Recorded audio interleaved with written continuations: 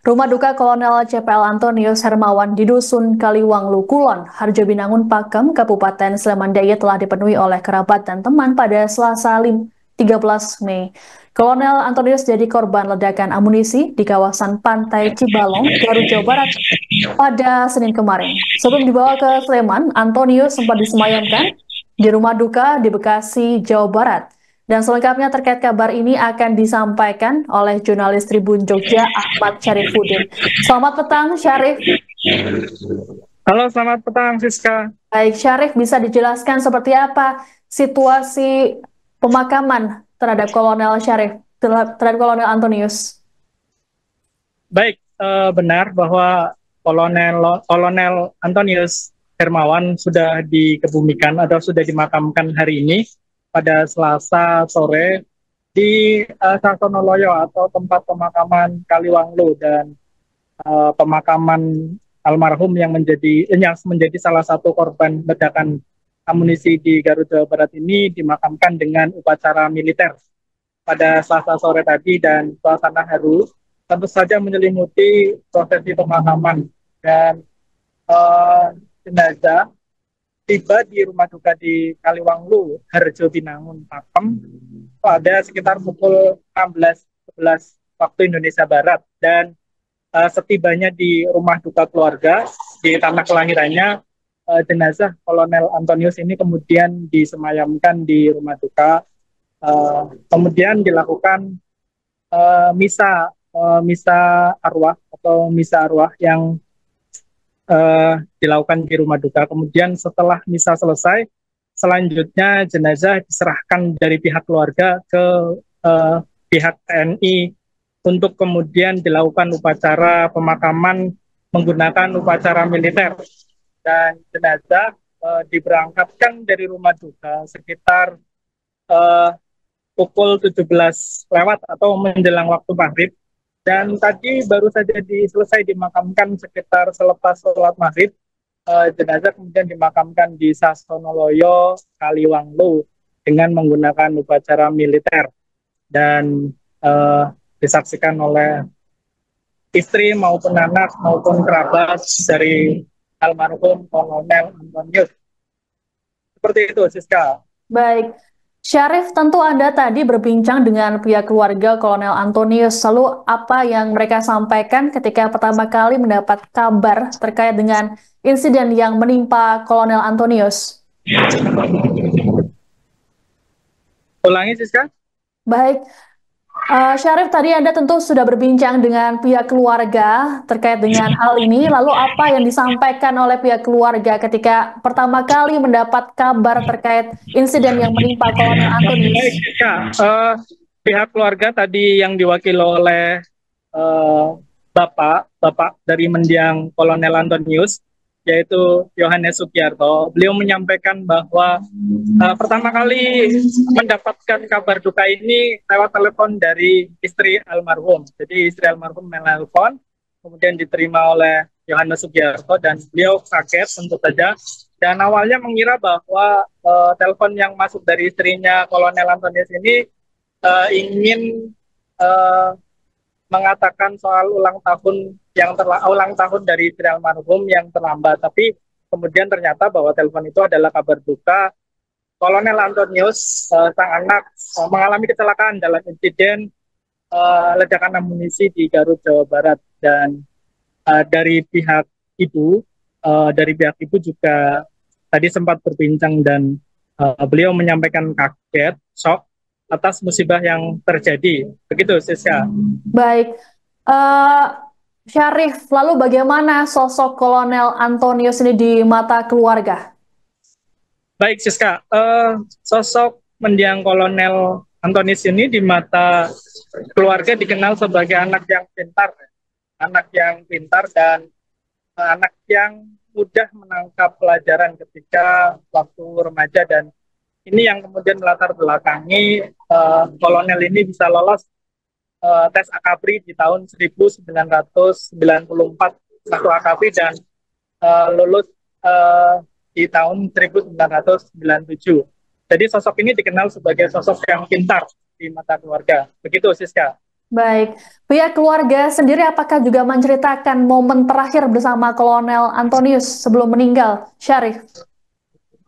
Eh, Penyampaian pihak keluarga bahwa Kolonel Antonius ini terakhir bertemu dengan keluarganya sekitar Natal tahun 2024 kemarin, Siska. Baik, lalu yang menjadi harapan orang tua dari Kolonel Antonius terkait dengan kejadian ini, apa Syarif? Oke, Siska. Tadi saya sempat berbincang dengan kedua orang tua dan kedua orang tua beliau menyampaikan bahwa harapan terutama dari sang ibu ya. Kalau sang ayah itu telah meskipun kaget tapi telah mengikhlaskan bahwa masuk menjadi tentara nasional Indonesia itu kontraknya adalah kontrak mati, jiwa dan raga untuk bangsa. Tetapi dari ibu berharap bahwa nanti ke depan ada perhatian dari pemerintah karena Kolonel Antonius ini meninggalkan satu istri dan satu anak, dan anaknya ini masih kecil, masih sekitar umur 6 sampai 7 tahun, dan dari ibu menyampaikan bahwa ke depan berharap ada perhatian dari pemerintah terkait nanti keluarga dari Kolonel Antonius ini, Siska. Baik, Syarif, untuk anak yang ditinggalkan oleh Kolonel Antonius, jumlahnya ada berapa, Syarif? Gimana, Siska, ulangi? Untuk anak yang ditinggalkan oleh Kolonel Antonius, jumlahnya ada berapa? Apakah hanya ada satu? Oke, baik Siska. Anaknya satu, masih kecil, usia 6 sampai 7 tahun, sekitar itu. Baik. Syarif, apakah ada informasi lagi yang bisa Anda sampaikan terkait dengan prosesi pemakaman Kolonel Antonius di Sleman? Tadi bahwa upacara diwarnai dengan suasana haru dan hujan mengiringi prosesi pemakaman dengan upacara militer. Dan tadi ada Pangdam Brawijaya juga hadir, tapi menyaksikan prosesi pemakaman dari almarhum Kolonel Antonius Hermawan. Dan selepas maghrib tadi selesai dan kemudian selesai. Begitu, Siska. Baik. Terima kasih Syarif atas laporannya. Jurnalis Tribun Jogja Ahmad Syarifuddin melaporkan dari Sleman DIY. Selamat bertugas kembali. Apapun yang terjadi akan kita serahkan kepada beliau yang di atas, artinya pada Tuhan. Itu kan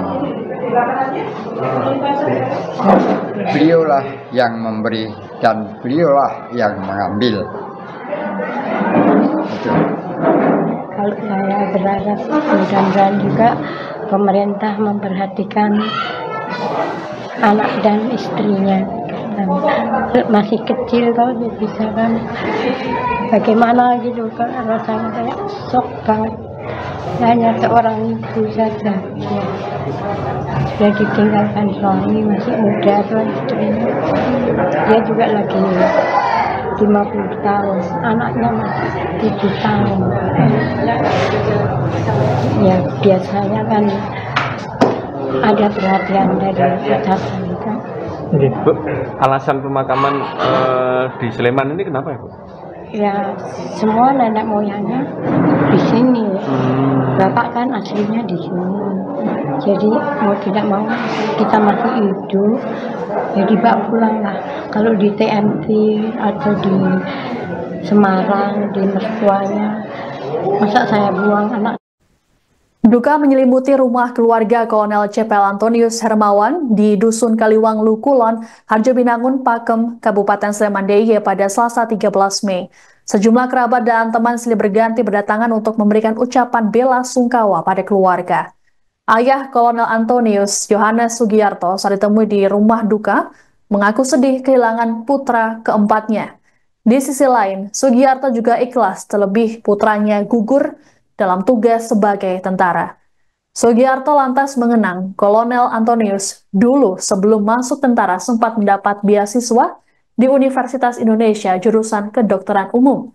Namun Sugiarto meminta Antonius untuk tak mengambilnya karena merasa tidak mampu untuk membiayai semasa kuliah meski mendapat beasiswa.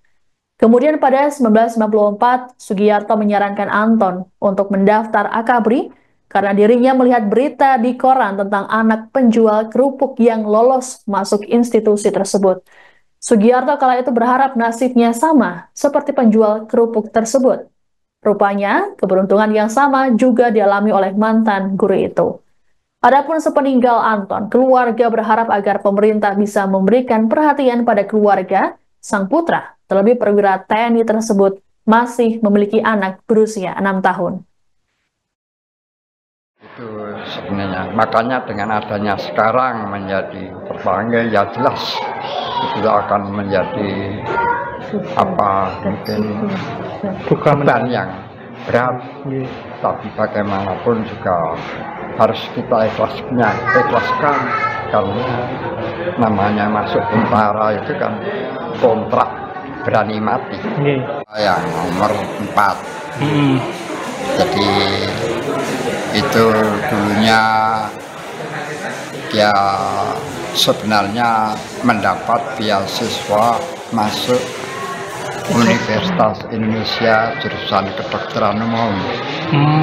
Tapi saya tidak mau main spekulasi. Mungkin masuknya di sana gratis, tidak bayar, tapi saya membayangkan tiap bulannya harus bayar berapa. Saya tidak mampu, maka saya tidak berani berandai-andai.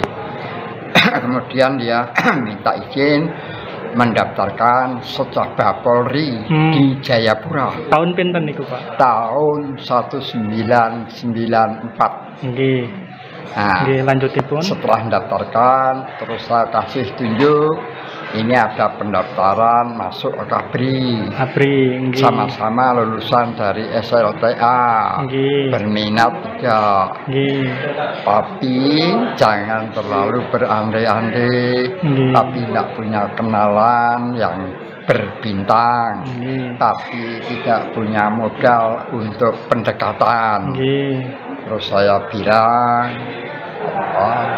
itu ada di koran Jawa Pos, ada anak penjual kerupuk dari Kediri, anaknya bisa jadi taruna. Siapa tahu nasib saya sama dengan bapak penjual kerupuk, berarti kau yang dapat.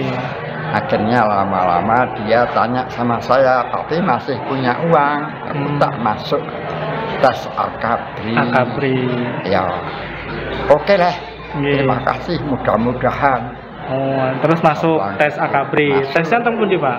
Taruna kan masuknya Taruna Akabri sama masuknya Bintara kan waktu itu bulan Juli sama. 94. 94.